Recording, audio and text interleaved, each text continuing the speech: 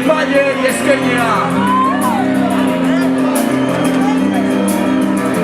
Hoy te roba la historia de ayer para que mañana no te acuerdes, no se dibuja la ley del caudillo y el rey.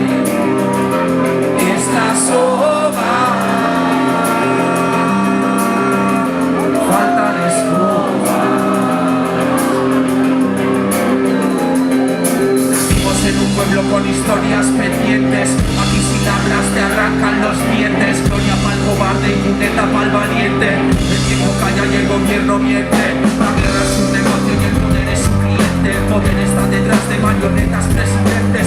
Se ejerce con brutalidad pero depende. A veces con las armas y a veces con las mentes. ¿Quién te garantiza la verdad en el presente si el pasado está enterrado en cosas de tu subconsciente? Consecuencia de la justicia ausente, victoria del fascismo y desmemoria de la gente.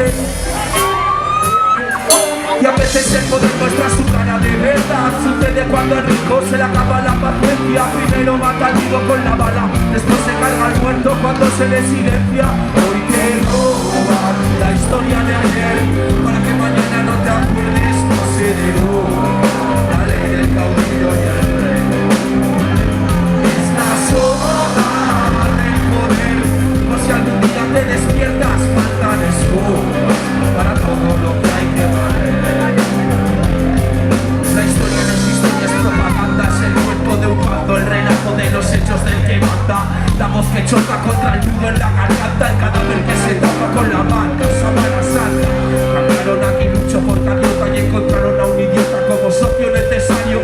Juego de patriotas, cambio de vocabulario, el derecho de un negocio que se hacía bajo palio. No hubo ruptura, sigue quedando impune.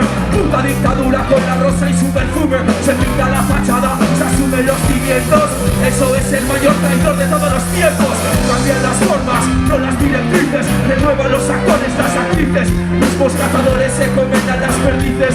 Intención Fustel, desde el año 36 te roban la historia de ayer para que mañana no te acuerdes, no se roba la herencia de Franco y el rey. Es la soga del poder, por si algún día te despiertas, faltan escobas para todo lo que hay que valer.